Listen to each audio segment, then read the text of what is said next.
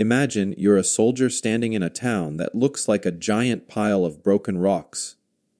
It's December 1943, and you're in a place called Ortona, Italy. This old town sits high on cliffs above the gray ocean. People have lived here for 3,000 years. But right now, it's become one of the most dangerous places on Earth. The enemy soldiers have turned every single building into a trap. Every street is a death trap. The narrow roads are completely blocked with huge piles of broken stones. Some as tall as a 2-story house! Behind these rock walls, enemy soldiers hide with machine guns, waiting. Above them, other soldiers look through broken windows, ready to shoot. Even the doorways have hidden bombs connected to thin wires. If you trip on a wire, you could be blown apart. The air smells like explosives and death. And guess what? Canadian soldiers are heading straight into this nightmare. The German soldiers know exactly who's coming. They've passed around a warning to all their troops. It says, "You are fighting against really tough American soldiers. They are sneaky. They show no mercy, and they are very clever. You cannot relax for even 1 second. One German officer is so worried about fighting these Canadians that he makes a promise. The first soldier who captures a Canadian alive gets a 10-day vacation." Why do the Germans need to capture one? They desperately want to understand who they're fighting against. They've heard scary stories from the last big war, and those stories still give them nightmares. Let me tell you one of those stories. Back in 1918, a German leader named Erich Ludendorff was sitting at his desk when bad news started pouring in. Canadian soldiers had smashed through his defenses at a place called Amiens. They moved forward 13 kilometers in just 1 day! That's like walking from one end of your town to the other. But these soldiers were fighting the whole time. His own soldiers were giving up without fighting. Others were running away in fear. Ludendorff called it the Black Day of the German Army. Now, 25 years later, a new group of German soldiers has to face the children and grandchildren of those same scary soldiers. The situation in Ortona is really important. By December 1943, Nazi Germany controls most of Europe. Millions of people are suffering. The good guys, called the Allies, need to break through a line of defenses across Italy. They need to push north toward the city of Rome. They need to pull German soldiers away from other battles. But the Germans have been getting ready for this fight. They've turned the Italian mountains and rivers into the perfect place to defend. In just 1 month of fighting in Italy, 265 Canadian soldiers will be hurt or killed. 484 of them will die. Almost 1/4 of all Canadian losses in the entire Italian war will happen in this single month. Soldiers will call it Bloody December. The cost is almost too terrible to think about. The old ways of fighting aren't working anymore. When Allied soldiers try to cross open streets, German machine guns shoot them down. When big Sherman tanks roll down the main road through Ortona, hidden anti-tank guns destroy them one by one. The Germans know every angle. They know every good shooting spot. They've spent weeks getting ready for this fight. The Germans expect the Allies to attack the way war books say armies should attack, street by street, building by building, slowly and in a way they can predict. The British have tried it their way. They attack with lots of soldiers and weapons. They move carefully and like professionals. But carefully means slowly, and slowly means more men die. The Americans fight with tremendous courage and excitement. They charge forward with an aggressive spirit. but they are still learning the hard lessons of war. They make mistakes that cost lives. The Canadians are different. They have always been different. These are not professional soldiers who've been in the army their whole lives. These are volunteers from the far edges of the British Empire. There are lumberjacks who spent years cutting down giant trees in British Columbia forests. Trappers who tracked animals through the frozen wilderness. Fishermen who worked on the dangerous waters off Newfoundland. Miners who dug deep into mountains for gold and coal. Farmers who grew crops from the hard prairie soil. These men know cold weather. They know hardship. They know how to survive when surviving seems impossible. Captain Bill Longhurst is one of these men. He's from the loyal Edmonton Regiment. He joined up when Canada asked for volunteers. He trained in England with thousands of others. He landed in Sicily and fought his way up through Italy. Now he's crouching in a stone building in Ortona while bullets chip away at the walls around him. His men are trapped. The building they're in is safe for now, but they need to move forward. Their goal is 2 buildings away. Between here and there is 30 feet of open street. Longhurst has already watched good men try to cross that killing ground. The German machine gun crews know what they're doing. The bodies lying in the street prove it. The standard way armies fight is clear. You shoot at the enemy position with artillery and machine guns. Then soldiers rush across the open ground. Then you clear the next building. Then you do it all over again. This is how armies have fought since the beginning of war. This is what they teach at military schools. But Longhurst isn't thinking about what they teach at military schools. He's thinking about how to keep his men alive. He's thinking about completing the mission. He's thinking about the stone walls around him. Something occurs to him. Something obvious that nobody else has noticed. The ancient buildings of Ortona were built very close together. Their walls actually touch each other. The stones that separate one building from the next building are thick, but they're just stones. And stones can be broken. Longhurst looks at the interior wall. He looks at his engineers, soldiers who are experts with explosives. He looks at the Teller anti-tank mines they're carrying. Those mines are designed to destroy 30-ton tanks. What would they do to a stone wall? An idea forms in his mind, an idea that will change city warfare forever.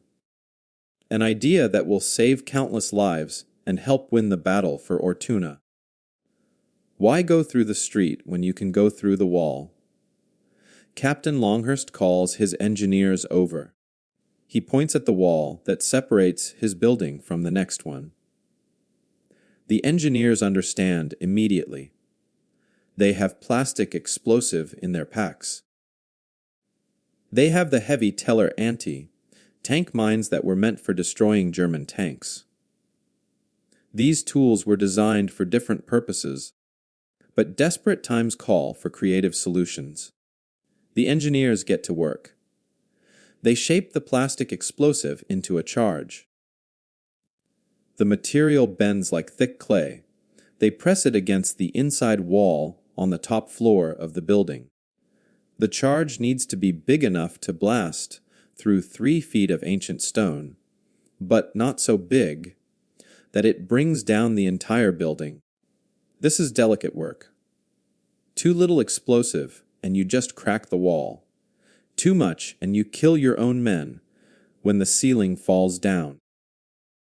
The soldiers on the floor below wait. They huddle against the walls on the ground level, as far from the blast as possible. Their hands cover their ears. Some pray. Some check their weapons one more time. All of them know that in a few seconds, everything will change. The explosion is huge. The building shakes. Dust and stone pieces fill the air. For a moment, no one can see anything. Then the dust begins to settle. On the top floor, where the charge was placed, there's now a rough hole in the wall. It's just wide enough for one man to fit through at a time. Mouse hole. Longhurst gives the signal. His men rush up the stairs. The first soldier pulls the pin on a grenade and throws it through the opening. The blast echoes in the tight space of the next building. Before the smoke clears, Canadian soldiers pour through the hole. Their Tommy guns fire in short, controlled bursts. They clear the top floor room by room. Then they work their way down to the ground level. The Germans in that building never expected an attack from above, from inside. They were watching the street. They were ready for soldiers to come through the door or the windows. They were not ready for enemies to suddenly appear from the floor above them, blasting through the ceiling and walls. Within 20 minutes, the building is secure. And now Longhurst's men can do it again. They move to the far wall of this new building and repeat the process. Shape the explosive, set the charge, take cover, blast the wall, throw grenades, rush through, clear the rooms. Building by building, block by block, never touching the deadly streets. When word of this trick reaches the higher commanders, some officers are doubtful. This isn't how the manual says to fight. The British military has lots of books about city warfare. Those books describe proper ways to do things. Artillery preparation, smoke screens, soldiers advancing while others provide covering fire, room clearing techniques. There are rules. There are established methods. But those rules were written by men who aren't dying in the streets of Ortona. Those methods were created by officers far from the fighting. Captain Longhurst and his men are learning what works through trial and error, through blood and death. And what works is going through walls instead of streets. Some officers worry that this holing technique is too dangerous. What if a charge is set wrong and kills Canadian soldiers? What if the buildings collapse? What if men get trapped in the rubble? These are good concerns. War is full of risks. But Major General Christopher Vokes, commander of the 1st Canadian Division, sees something different. He sees innovation. He sees soldiers adapting to the battlefield. He sees a way to save lives and win the fight. Vokes gives his approval. Use whatever works, he tells his men. Take the town. On December 21st, 1943, the Loyal Edmonton Regiment and the Seaforth Highlanders enter Ortona in force. They're supported by tanks from the Three Rivers Regiment. The Sherman tanks can provide fire support, but in the narrow streets they're vulnerable. German anti-tank weapons can destroy them easily. So the tanks hang back and the infantry push forward using Longhurst's new technique. For 6 days and 6 nights, the battle rages. The Canadians blast their way through the old town, building by building. They use P-8 anti-tank weapons, originally designed to knock out German tanks, as wall breaching tools. The P-8 fires a small bomb that can punch through armor. It can also punch through stone walls. The weapon is awkward and heavy, but it works. When P-8s aren't enough, the engineers use larger charges. Sometimes they use the Teller mines themselves. These German mines were designed to destroy tanks, but they work just as well on walls. The irony isn't lost on the Canadian soldiers. They're using captured enemy equipment to defeat the enemy. Inside each building, the fighting is brutal and close. Soldiers throw grenades around corners. They fire their weapons in hallways barely 6 feet wide. They fight hand to hand when ammunition runs low. The Tommy guns with their high rate of fire and .45 caliber rounds are perfect for this kind of combat. At ranges of 10 or 15 feet, they're devastating. The mouse holing technique allows the Canadians to move through entire city blocks without exposing themselves to the German guns that cover the streets. The Germans had fortified the ground, level entrances. They positioned machine guns to fire down the roads. They expected the Canadians to come from predictable directions. Instead, the Canadians come from every direction, at once, from above, from below, through walls that should be solid. The psychological effect on the German defenders is enormous. They can hear the explosions as Canadian engineers blast through walls. They know the enemy is coming, but they don't know from where. The buildings they thought were secure suddenly become prisons.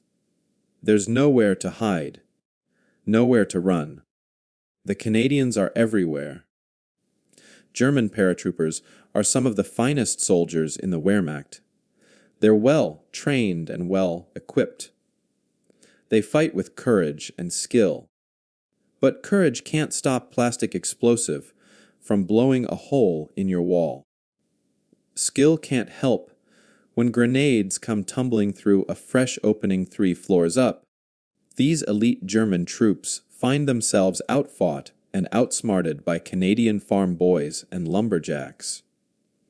The resources the Canadians use are simple: PIAT, tank launchers, hand-molded plastic explosive, standard fragmentation grenades, Tommy guns and Lee Enfield rifles, bayonets and entrenching tools. There are no wonder weapons, no secret technology. Just ordinary infantry equipment used in extraordinary ways. By December 27th, after 8 days of the most savage city combat the war has yet seen, the Germans withdraw from Ortona under cover of darkness. They leave behind a ruined town and the bodies of their dead. The Canadians have won, but the victory comes at a terrible price. Over 500 Canadian soldiers are dead or wounded. General Vaux will later say that everything before Ortona was a nursery tale. This is where boys became veterans. This is where a new way of fighting was born. And this is where the German fear of Canadian soldiers, first earned in the trenches of the Great War, was renewed and confirmed for a new generation. The reputation didn't start at Ortona. It started decades earlier in the mud and blood of the First World War. To understand why Germans feared Canadians in 1943, you have to go back to 1915. April 22nd, 1915, the town of Ypres in Belgium. French colonial troops hold the line next to the Canadians. The afternoon is quiet, except for the distant rumble of artillery. Then the wind shifts from the German trenches. A yellow-green cloud rolls across no man's land. It hugs the ground like fog. But this isn't fog. This is chlorine gas, the first poison gas attack in history. The French soldiers see the cloud coming. They don't know what it is. When the gas reaches their trenches, men start choking. Their lungs burn. They can't breathe. Panic spreads. Thousands of French troops flee their positions, leaving a massive gap in the Allied line. The Canadians are next. The gas cloud reaches them. Men start coughing and gasping. Some collapse. Officers shout orders, but no one knows what to do. There are no gas masks. There's no training for this. In minutes, the entire Canadian line could break and the Germans would pour through. But the Canadians don't run. Someone remembers that urine can neutralize chlorine. The word spreads. Soldiers pull out handkerchiefs. They urinate on the cloth. They press the wet fabric over their mouths and noses. It's disgusting. It barely works. but it's better than nothing. For hours, the Canadians hold their ground. They fire at German soldiers advancing behind the gas cloud. Their eyes stream with tears. Their throats are raw. Some men die choking in the trenches. But the line doesn't break. By the end of the battle, 5,000 Canadians are dead or wounded. But they saved the day. They plugged the gap the French left. They stopped a German breakthrough. The Germans take note. These colonial soldiers from across the ocean didn't panic. They didn't run. They adapted and held firm under conditions that broke veteran European troops. This is something to remember. 3 years later, August 8, 1918. The Great War has ground on for 4 years. Millions are dead. The Western Front is a wasteland of mud and wire and corpses. German commander Erich Ludendorff believes his army can still win. Then he receives reports from the front at Amiens. Canadian forces have smashed through his defenses. They advance 13 kilometers in a single day. Fog provided cover for their advance. Tanks rolled over German positions, spreading chaos and fear. Entire German units surrendered without firing a shot. Others ran. By evening, Ludendorff knows the war is lost. He calls August 8th the Black Day of the German army. The psychological impact is devastating. If the Canadians can break through this easily, nowhere is safe. Over the next 96 days, the period that would become known as Canada's 100 Days, 100,000 Canadian soldiers engage elements of 47 German divisions. That's 1/4 of all German forces on the entire Western Front. The Canadians fight at the Somme, at the Scarpe, at the Canal du Nord, at Cambrai, at Valenciennes, and finally at Mons. They're always at the tip of the spear, always leading the attack, always breaking through. When the Second World War begins, German soldiers who fought in the Great War tell stories to the younger men. They warn them about the Canadians. A captured German colonel will later explain his hatred to a Canadian prisoner. I don't care for the English, Scotch, French, Australians, or Belgians, he says, but damn you Canadians, you take no prisoners and you kill our wounded. This isn't entirely fair. Canadian soldiers do take prisoners. They do treat wounded enemies. But the reputation for ruthlessness isn't completely unearned either. Picture a night on the Western Front in 1917. It's 300 in the morning. Most soldiers on both sides are asleep. The only sounds are the distant thump of artillery and the occasional crack of a sniper rifle. Then from the Canadian trenches, dark figures emerge. They've blackened their faces with burnt cork. They wear thick rubber gloves. They carry clubs studded with nails. They carry push daggers and trench knives. They carry grenades and wire cutters. These are the trench raiders. They move silently across no man's land. They know where the gaps in the barbed wire are because they cut those gaps during earlier patrols. They know where the German sentries stand because they've watched for days. They know which dugouts hold German officers. The raiders reach the German trench. A sentry turns. Before he can shout a warning, a Canadian soldier is on him. The fight is quick and brutal.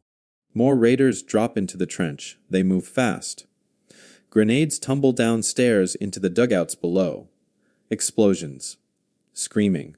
The crack of rifle fire. German soldiers scramble out of their bunks. Some grab weapons. Some try to surrender. Some just run. The Canadians move through the trench system like ghosts. They destroy equipment. They capture prisoners for intelligence. They kill anyone who resists. After 20 minutes, they vanish back into no man's land. In the morning, the Germans find their trench wrecked. Dead soldiers lie everywhere, and on some of the bodies there are small stickers. The stickers show a unit patch and words in German, Dicky End. The worst is yet to come. Other Allied forces conduct trench raids too, but the Canadians become obsessed with them. They raid more often than anyone else. They develop better techniques. They create specialized weapons just for raiding. When other nations grow tired of the casualties and stop raiding, the Canadians keep going. An Australian officer will say that raids aren't worth the cost and his men don't want to do them anymore. The bloody-minded Canadians disagree. They raid German trenches until the very end of the war. This aggressive, innovative style of fighting carries over to World War II. On D-Day, June 6, 1944, the 3rd Canadian Division lands at Juno Beach. British forces land at Gold and Sword Beaches. American forces land at Utah and Omaha. All 5 beaches see heavy fighting. But by the end of D-Day, the Canadians have advanced farther inland than any other Allied force. They push nearly to Carpiquet Airfield, their assigned objective. The British are described as competent and professional but slow. They attack only when they have overwhelming superiority. The Americans are seen as enthusiastic and aggressive but inexperienced. They make mistakes that cost lives. The Canadians are different. They combine aggression with adaptation. They learn from every fight. They share lessons across units. When something doesn't work, they discard it and try something new. This makes them unpredictable. This makes them dangerous. The mouse holing technique developed at Ortona spreads. Other Allied forces adopt it. After the war, it becomes part of NATO military doctrine. Today, armies around the world teach city warfare tactics that trace directly back to Captain Longhurst's innovation in December 1943. An even more dramatic example of Canadian fighting effectiveness comes from the 1st Special Service Force. This is a joint unit of 800 soldiers, roughly first 200 Americans and 600 Canadians. They're nicknamed the Devil's Brigade. At Anzio in Italy, they hold 13 kilometers of front line with a force that's 40% under strength. They fight for 99 consecutive days without relief. The statistics are staggering. For every man the Devil's Brigade loses, they kill 25 enemy soldiers.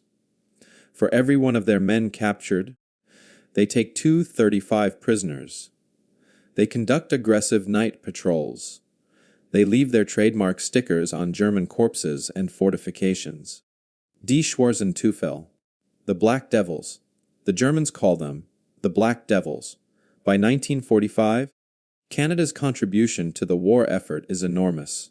From a nation of just 11 million people, 1.1 million Canadians serve in uniform. The Royal Canadian Navy becomes the 3rd largest navy in the world, behind only the United States and Britain. The scale of this mobilization is remarkable. 1 in every 10 Canadians is in military service. The mouse holing of Ortona. The trench raids of the Great War.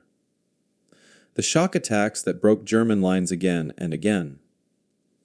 These aren't the actions of naturally violent men. These are the actions of soldiers who refuse to lose, soldiers who adapt, soldiers who fight not for conquest, but for freedom. And that makes all the difference. The tactics that Captain Longhurst pioneered in the rubble of Ortona didn't die when the guns fell silent. They lived on. The mouse holing technique became standard military doctrine. Today, armies around the world study what happened in those ancient Italian streets. Military academies teach the lessons learned in December 1943.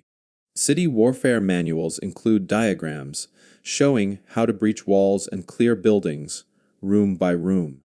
The aggressive patrolling methods developed in the trenches of World War I evolved into modern Special Operations doctrine. The Canadian Special Operations Regiment traces its lineage directly back to the trench raiders who terrorized German positions with their nighttime attacks.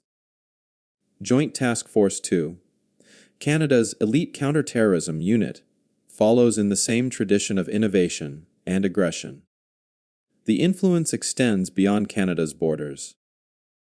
The United States Army Special Forces, commonly known as the Green Berets, claim descent from the 1st Special Service Force.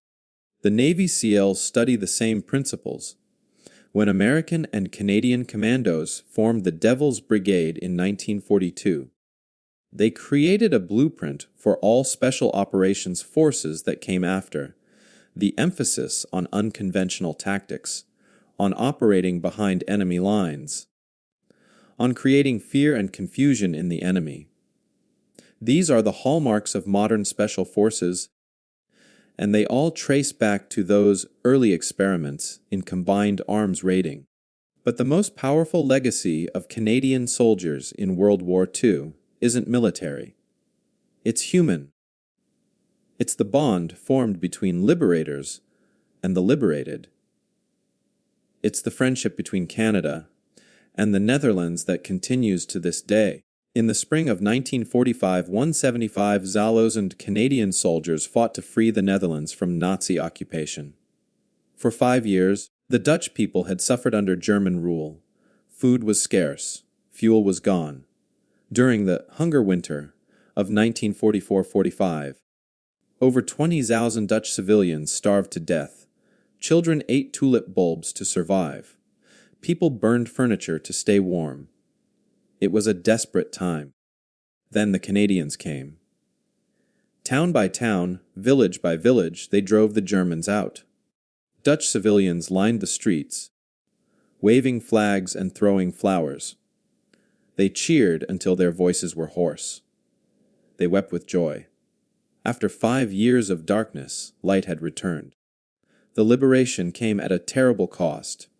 More than 600 Canadian soldiers died freeing the Netherlands. They're buried far from their homes in 3 immaculate war cemeteries maintained by the Dutch people. The graves are perfectly kept. Fresh flowers appear regularly. Dutch schoolchildren visit to learn the names of the fallen. On December 24th each year, candles are lit in remembrance. The Dutch have never forgotten. They can't forget. In 1945, Princess Juliana of the Netherlands sent 100,000 tulip bulbs to Ottawa as a token of gratitude. Canada had sheltered her and her family during the war. Her daughter, Princess Margaret, was born in Ottawa in 1943. The Canadian government temporarily declared the maternity ward to be extraterritorial, so that the princess would have only Dutch citizenship. Every year since 1945, the Netherlands sends 20,000 tulip bulbs to Canada. 10,000 come from the royal family. 10,000 come from the Dutch Bulb Growers Association. Each spring, these tulips bloom in Ottawa, a living reminder of sacrifice and friendship. The Canadian Tulip Festival draws hundreds of thousands of visitors. The flowers are beautiful, but they represent something more beautiful. They represent freedom. When Dutch children study World War II in school, they learn about the Canadians who saved their grandparents. Some schools participate in a program called Faces to Graves, creating digital records with photos and stories for each Canadian soldier buried in Dutch soil. The connection between the two nations runs deep. It's not just government to government. It's person to person, family to family. In 2020, to mark the 75th anniversary of liberation, the Netherlands sent 1.1 million special tulip bulbs to Canada. Orange, colored Liberation 75 tulips with petals shaped like crowns. 1 bulb for each Canadian who served in World War II. Schools across Canada planted them. Communities created memorial gardens. The flowers bloomed that spring, a sea of orange stretching across the nation. The individuals who earned this respect have their own stories of what came after. Lieutenant General Sir Arthur Currie, the corps commander who led Canadians to victory, after victory in World War I, became recognized as one of the finest military leaders the Western Front produced. His emphasis on careful planning, thorough training, and willingness to adapt made the Canadian Corps the most effective fighting force in the British Empire. Captain Bill Longhurst, whose innovation at Ortona saved countless lives, survived the war and returned home. His mouse, holing technique, is still taught at military schools. His name appears in history books about city warfare. What he created in a moment of desperate need became doctrine studied by generals. Private Ernest, Smoky. Smith earned the Victoria Cross, Canada's highest military honor, for his actions in Italy. Facing German tanks and infantry near the Savio River, Smith single-handedly held his position with a P-8 anti-tank weapon and his Thompson submachine gun. He destroyed one tank, drove off another, and held the Germans back until reinforcements arrived. He was the last living Canadian recipient of the Victoria Cross from World War II, when he died in 2005. These men weren't soldiers by trade. Currie was a real estate broker before the war. Longhurst was a volunteer who answered the call. Smith worked odd jobs before enlisting. They were ordinary people who did extraordinary things when their countries needed them. What made Canadian soldiers different wasn't superior weapons or overwhelming numbers. It was adaptability. When poison gas appeared at Ypres, they improvised gas masks from urine-soaked cloth and held the line. When trenches created stalemate, they developed aggressive raiding tactics to dominate no man's land. When city fighting in Ortona threatened to stall their advance, they invented mouse holing. In a war defined by rigid doctrine and commanders who repeated the same failed tactics over and over, Canadians learned from their mistakes. They shared information. They tested new methods in small engagements before using them in major battles. When something didn't work, they tried something else. This willingness to adapt, to think differently, to refuse to accept that the impossible was truly impossible, this made them feared by their enemies and valued by their allies. Military historian Tim Cook wrote that the Canadians transformed trench raiding to a deadly art which wore away at the enemy's morale and strength, as he was kept taut and nervous whenever opposite the wild colonials. That description captures something essential. The Canadians were unpredictable. They attacked when attack seemed impossible. They appeared where they shouldn't be. They refused to follow the rules that governed conventional warfare. Today, aging Canadian veterans, some now over 100 years old, return to the Netherlands for anniversary celebrations. Dutch families host them. Streets are lined with people waving Canadian flags. The veterans ride in parades while schoolchildren cheer. One veteran said that every time he returns, it feels like coming home to a family you never knew you had. Except they never forgot us. This is what remains when the battles are over and the weapons are silent. This is what matters, not the tactical innovations or the military victories. See important as those are. What matters is that young men crossed an ocean to fight tyranny. They liberated people they had never met. They gave their lives so that others could be free. And the people they saved have never stopped saying thank you. The Germans feared Canadian soldiers because those soldiers represented something the Germans couldn't understand. They represented free people fighting for a cause larger than themselves. They weren't conscripts forced into uniform. They were volunteers who believed that freedom was worth fighting for, worth dying for. Perhaps that's the deepest lesson. The most dangerous enemy isn't the one with the most tanks or the biggest army. It's the one who adapts, who innovates, who refuses to give up. The one who fights not for conquest, but for something worth the sacrifice. The Germans learned to fear that. And by the time they learned, it was too late. If this story touched your heart, don't let it stop here. Share it with someone who needs to hear about courage, innovation, and sacrifice. Talk to a veteran in your community. Visit a war memorial. Learn the names of those who gave everything for freedom. Their stories deserve to be remembered. Their lessons deserve to be passed on. And the freedoms they fought for deserve to be protected. What will you do today to honor their legacy? The choice is yours.